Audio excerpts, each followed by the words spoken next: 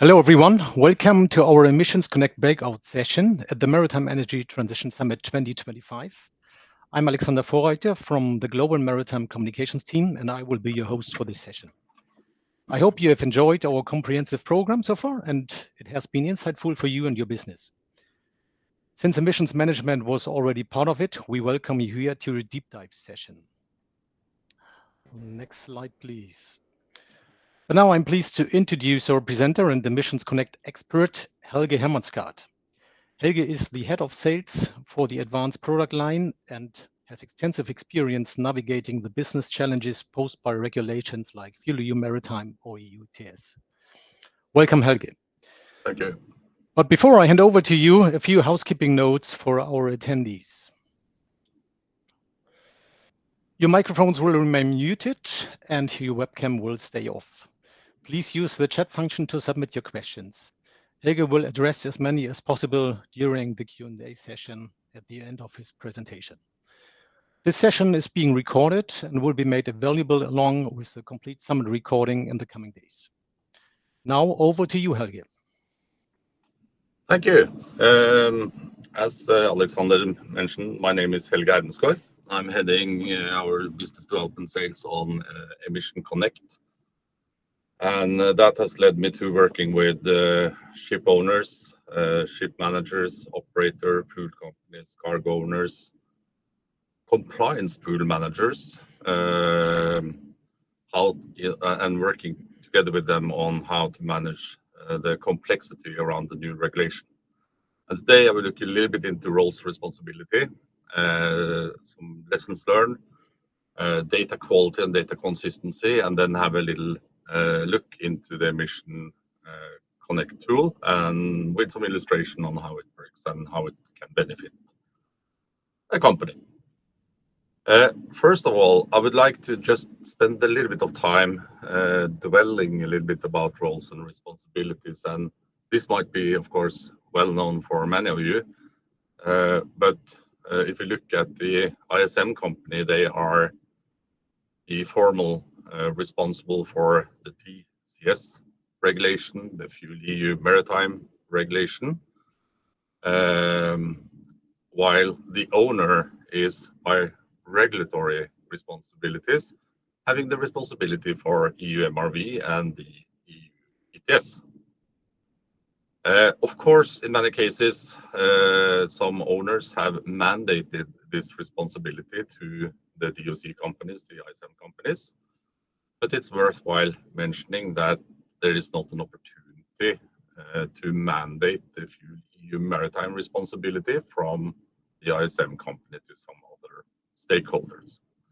So this split on the responsibility are for some companies creating a little bit of mess. Of course, the commercial operators, they are working to secure coverage in many shapes and form. It might be a separate settlement, might be included in the charter rates or freight rates, but working then together with polluters. And what we also see then, of course, in the regulation, the principles here are polluter pay. However, this is not necessarily always done with separate settlements. And I think we will see more of this going forward, especially on the FuelEU Maritime side, where the roles and responsibilities in the business dimension might actually be put on charter or operator, while still the regulatory responsibility is on the ISM companies, of course. And this is an interesting topic to look into. If we look at one of the key issues I've seen over the last year and a half, is that data is not necessarily the same data across this different value chain, different stakeholders. My record from last year was 5 different noon reporting systems from one vessel to different stakeholders in the maritime value chain. It might be to the manager, might be to the owner, to the pool company, to the charterer, and the charterer had delivery charter to someone else. So 5 different systems. And what I can guarantee with 5 different systems is that there are discrepancies in the data. This is a challenge. It was not a challenge in the past because there were no monetary values connected to emission on the regulatory side, but now there is, both on the ETS and the FuelEU Maritime side. What we have seen over the last, I would say, year, and picking up the last half year, is the need of creating consistency in the data set here. And what we see now is that we have working with partners where there's only one reporting from the vessel to shore, and the data is shared across the different players. This is a significant value, and then a voyage from A to B looks the same for all these stakeholders, so the disputes are less, and you see the data quality and the verification status of the data immediately across the stream. What we are working with is, of course, trying to digitalize this process, and it is a quite significant amount of data that have to be handled. And doing this manually will require a lot of man hours, while this is in a way as designed for digitalization. We in DNV work together with a lot of different partners out there collecting the data on board the vessels and creating API integration with our systems for handling this data, which means that you can feed data to DNV on a daily basis or even more frequent, and it doesn't require man hours. These data can be managed internally. We have advanced data management tools and can be shared to whoever might need them. But also then for a company used for analytics and voyage reporting with verified statements. And for us, there is one data feed to DNV on all the emission-related topics. So it's not one feed for MRV and one for DCS and one for FuelEU and one for Emission Connect. It's one data feed used for any of these kind of services needed. That simplifies the work. And together with a very extensive network of data partners and solution partners, we are able to easily integrate to share data, both receive data, but also if you need to share data with someone that, for example, is trading EUAs for you or trading surplus or deficit according to the FuelEU regulation, we have predefined integration with these stakeholders, making it easy to collaborate. A generic framework for enabling control of FuelEU is, of course, to the authority, it is a once-a-year exercise. It's an annual compliance balance with the liabilities that is required. And for FuelEU, of course, what is the compliance measure you would like to apply in order to make the vessel compliant? If it's fueling, borrowing, paying the penalty, or if you have used lower greenhouse gas footprint fuel. And that happens once a year. However, in the shipping company, things goes a little bit faster, and any company need to do their pre-voyage calculation with ETS and FuelEU compliance balance estimates, and how that would affect the financial. After a voyage, you are doing the post calculation on the same. And for every vessel, it will be important to follow up the compliance balance on a voyage basis, on a shorter period basis, a year to date, and at the end, an annual basis. This is important elements for the financial control of the company. Towards the charter, you are of course sharing the charter rate at all these traditional commercial terms, but there might be cases, especially on the TC contracts, where you need to monitor and share actual data and verified data to support and facilitate settlement for example, FuelEU, or for example, also the ETS part. We also see a pickup of sharing data between companies. So you might share data from a shipping company to your charter, because the charter might actually need this data as well. In Emission Connect, we have the workbench and data management tools that enables you to share data. And of course, we also see now that, especially on the longer term charters, charters are requiring to have the pooling rights for any potential surplus compliance. Why they require this is, of course, that would be handy for them to use by establishing pool with other vessels they are chartering in. That creates a deficit. So they are in a way creating this commercial, this compliance pool for a set of vessels across different owners.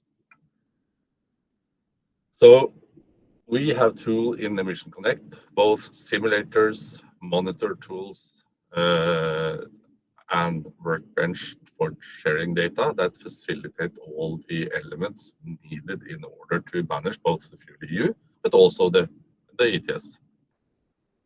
As another element that is very handy needed for a shipping company is to, in a way, have their FuelEU fleet accounting or pool accounting, depending on if you have a large fleet, maybe you split it into more smaller pools, but follow up how the exposure and liability develops throughout the year.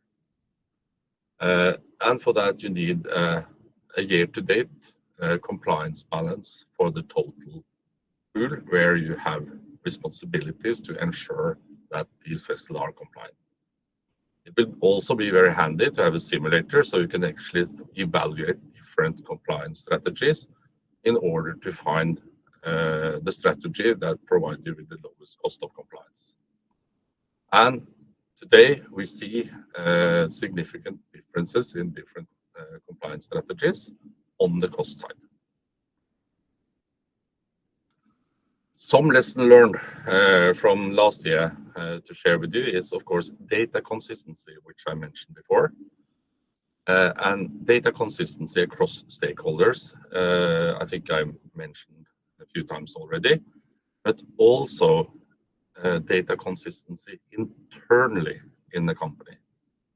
I got a question from a good friend of mine the other day, and they have seen that the data used in their operational and finance systems are different than the data they are using towards the authority, which makes some issues when they are now balancing and finding out what is actually the cost and what is actually the exposure. Data quality is for many a hurdle. For others, it's not, but addressing data quality is important. I would also say that understanding the regulation is key, and there are a lot of slip, trips, and falls within the regulation. It's easy to misunderstand and interpret it slightly different. So spend time having a good understanding is key. And of course, don't forget to update the commercial terms, because some companies learned the hard way last year with ETS, and the same applies for FuelEU Maritime. Let's have a little closer look into Emission Connect as such. And here is a view from one of our companies looking at the fleet level, and of course it's early days in 25. We can see the data quality level for the company. They have performed quite a number of voyages already, and not too many vessels have been in Europe. And we can monitor what is the compliance balance for the vessels as of today. So as of a few days back, it was only 40 tons of CO2 equivalents in minus. And of course, early days, it's not much exposure, but it's 25,000 euro if the penalty is applied. And here you can then follow in this view your entire fleet throughout the year with updated data. And if you have the data feed on a daily basis, this would be updated as of yesterday. And when data quality is tuned properly, You will also then, on the top bar here, have a green line. You can dig down to an individual vessel, and I've taken out the vessel name, of course, but here, a vessel that had performed so far this in January, have had 8 legs, which is probably 4 sea legs and 3 or 4 port stays, and that is verified. They have a few issues, and that's basically connected to some of the reporting elements for FuelEU, which is not perfectly tuned yet, but that will soon be tuned. And you can see the status of the vessel as of yesterday. And in this view, you have an optimal reallocation of the fuel built into what you see, which is one of the key topics that you easily misunderstand with the FuelEU regulation. But here we have an automatic built-in optimal reallocation. You can then also, of course, dig into the individual leg, and I've taken out voyage numbers and where this vessel has been sailing. And we can see that for everything except the last voyage, the data are already verified. And for the illustration purpose, let's say this was a voyage and I needed a voyage statement on this vessel. I could easily mark that voyage number and say, generate me a statement. And I will straight thereafter, as long as the data has passed verification, get that statement. And here I show it in a draft version with the particulars of the ship, the details, a summary of the energy consumed, the emission, the greenhouse gas intensity, the compliance balance, and what would be a penalty cost if that was the compliance measure for that particular voyage. If this is a longer voyage, of course, the data here are optimally redistributed again. So you don't necessarily need to think about that one. So this is a tool then to model to support you in potential settlement or internal accounting on the different voyages. An important element here, and that's one of the things I urge all the companies I'm meeting now, is to do a simulation. Here I've selected the fleet. My vessels here have not been too many of them haven't been in Europe so far this year, but they were last year, and we expect them to be this year. So I have the historical reported data, and I have first cut on the simulated sailing pattern for the rest of the year. I can easily adjust that because the sailing pattern this year compared to last year, they will never be one-to-one. So you can easily make adjustment per ship. You can then also then say, well, if this is how it will be, for this company, we will have an expected compliance balance of around minus 1,370 tons of CO2, which tells us that if I have to pay the penalty cost, it will cost me around 870,000 euro. I can also here then say, well, I don't want to pay it. I want to see if I can use, let's say, biofuel. And here I've selected biofuel as a compliance option. I haven't added the additional cost because I'm not a broker or have the latest and greatest insight to what the biofuel is costing in the market. I'm sure you have. But if I had, I could add, for example, it's 700 euro additional cost compared to the fuel I'm using. Then I would also have a cost estimate of a biofuel option as a way to be compliant. But in this case, I just put in 0, just to avoid the discussion on what that will be, but just to illustrate that if my vessel is sailing as I've assumed above on the previous slide, I would need around 490 tons of biofuel in order to make my fleet compliant. And that is for sure in today's market a cheaper option than paying the penalty. So here you can have a tool in a way to test out different alternatives. You can have biofuel, you can use other type of fuels, you can have blends. It's a good tool to monitor throughout the year and simulate what do you need to do in order to meet the criteria or the compliance requirement by the end of the year.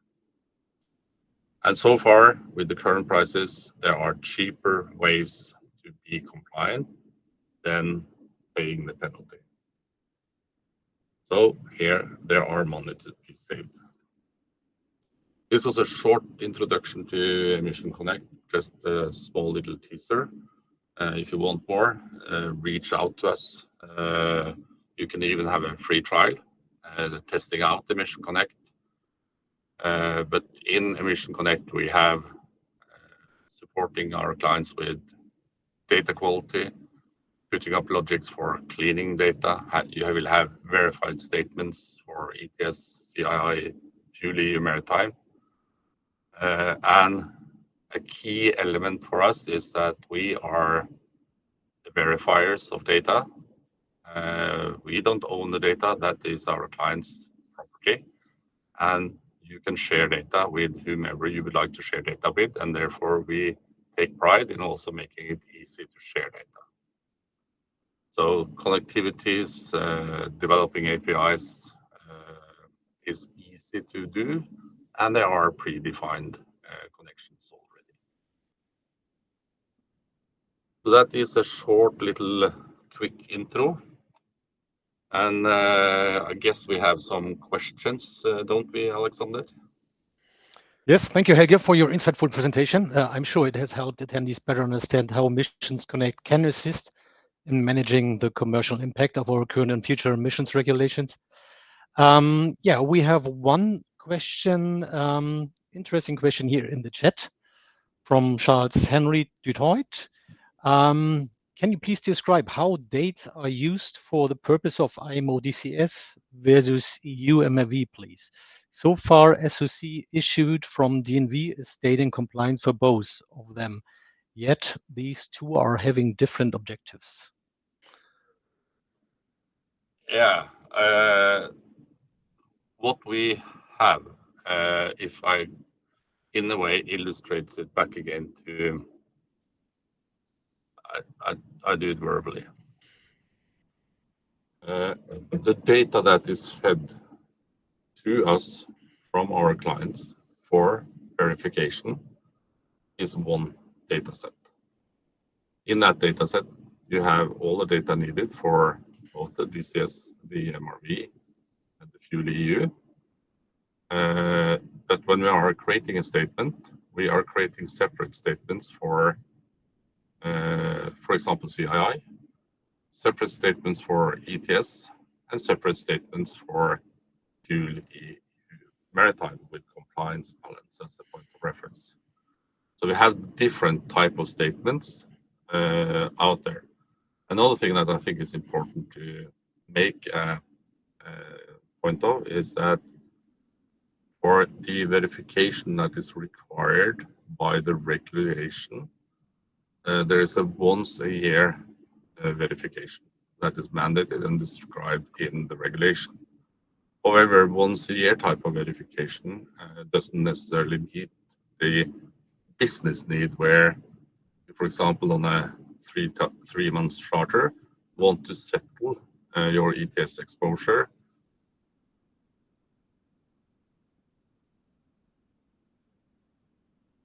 or in a charter based on those 3 years, 3 months. In that case, you actually need a verified statement for that period of time. That is what you're getting from Emission Connect.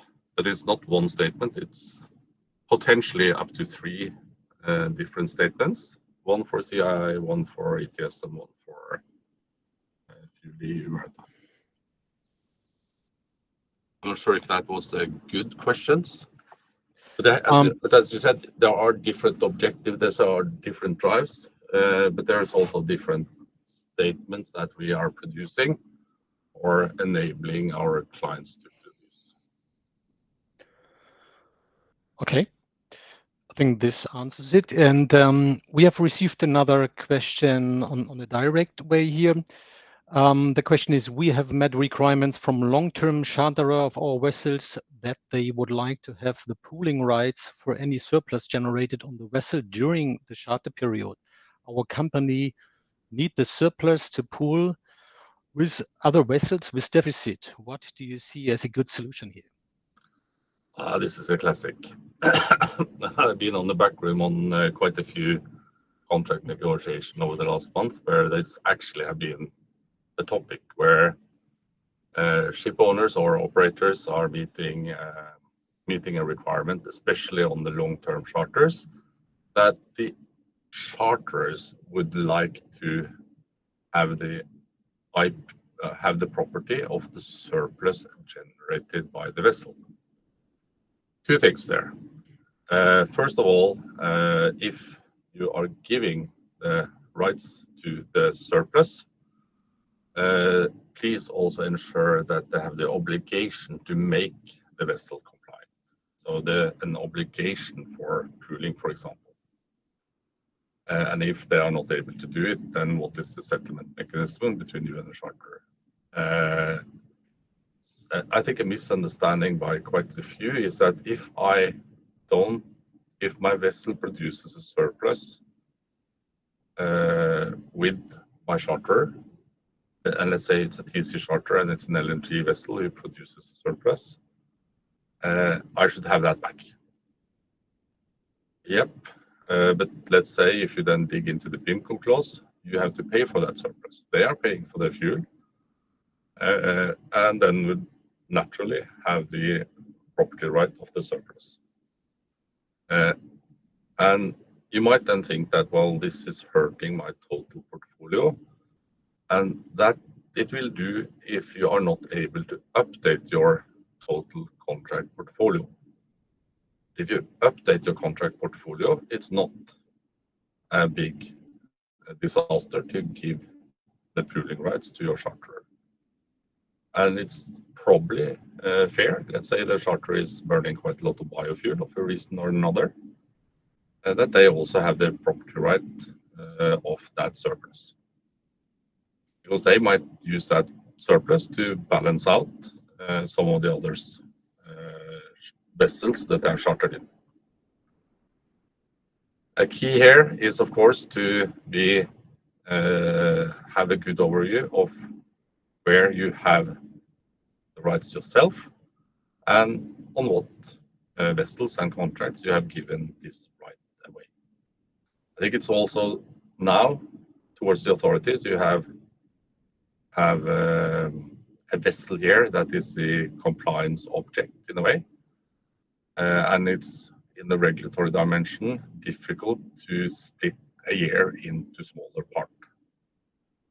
There are, however, some interesting solutions out in the market for trading compliance balances for shorter periods. And some of them are really, really cool. And they are in the development phase there.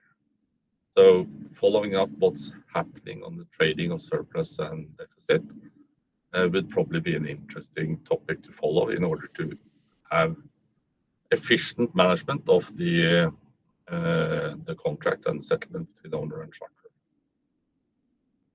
That was maybe a little bit difficult, but very comprehensive answer. Thank you. Yeah. We just received another one from Kezo Meder here in our chat. Can the carbon intensity be calculated individually when we use green ammonia, blue ammonia, and others? If you mean by individually, I'm sure what you mean by that, but I think the key here is what if you are using green ammonia or blue ammonia. The important element here is then the proof of sustainability, what that tells you, and how that fuel is burned on the different legs will then be crucial when you are calculating the compliance balance for a vessel for a defined period of time. But you need key here, proof of sustainability. And remember, if you look at it on one and one fuel, if your fuel is a mix, I'm in the practical life, what is the fuel vessels compliance balance, and then what kind of fuel have been used during the period you're looking at is the key. Okay, I think we can then take another question which we received directly. We are in the process of upgrading the ship management contracts. However, are we financially exposed since we are responsible ISM company for the vessel under our technical management? Question. This is a good question, Alexander. And initially when before I was reading the details in the regulation, I thought that this was a really hiccup, and you need to secure updating the contracts before January 1st. However, remember one thing here, it is the ISM company at the end of the year who is responsible for the full year, which means that if you are not able to update the contract January 1st, then not too many have done it. As long as you update it within reasonable time, you should be able to agree here. And if you don't agree, well, then you have a problem. But your escape code here is then to say, I'm not the manager anymore. Because the manager on the 31st of December is the one that is responsible for the full year. I don't think this will be a problem at all. There might be a few, but that will be very rare challenges. But there will be discussions on how to collaborate, how to work together, how to ensure that the manager is not carrying the business risk, etc. But this is updating contract. I think the BIMCO clause is a relatively good starting point there. It's a good foundation for upgrading those contracts. And it's not business critical short term, but it's critical to get it done the sooner than later. Okay, time flies, but let's pick another one here, maybe the last one. Do you see any synergies between the EU ETS and FuelEU Maritime? Quite generic, maybe. That's a generic one. That's first of all, yes, there is, because if you are using fuel with lower carbon footprint, you might have a reduction as well on your ETS exposure. So looking at those two elements together is important when you're selecting your compliance strategy for a FuelEU. You will probably pay a little bit more for the fuel, but you are gaining on both the FuelEU and potentially also the ETS part. One of the not that obvious element is that I think the companies that have worked now quite a lot and have a good foundation on data side, they are ensuring that it's the same data that is used for MRV and ETS reporting as for the FuelEU and DCS reporting, even though the reporting itself is handled by two different entities. But data sharing is for sure a benefit that will simplify the handling of everything. And that sounds difficult, but if you have selected the standard solution with the standard data interfaces, this is basically just building the standardized Lego bricks together. And it's simpler than many things. But yeah, there are synergies, but there are synergies in how to handle it as well. Okay, I think this brings us to the end. There are still quite many here in the chat room, but no further questions. So I think then we stop it here, but as mentioned, this session has been recorded. We will email a link to access the complete summit recording in the coming days. Previous DMD virtual events and webinars are also available on our website, of course. You find a lot of more stuff, some deep dive webinars on the commercial impact on the EU regulations as well. So thank you for attending and take care. And we look forward to seeing at one of our next events. And thank you, Helge, for your insightful presentation again. Thanks a lot. Have a nice day, everyone. Thank you. Bye-bye.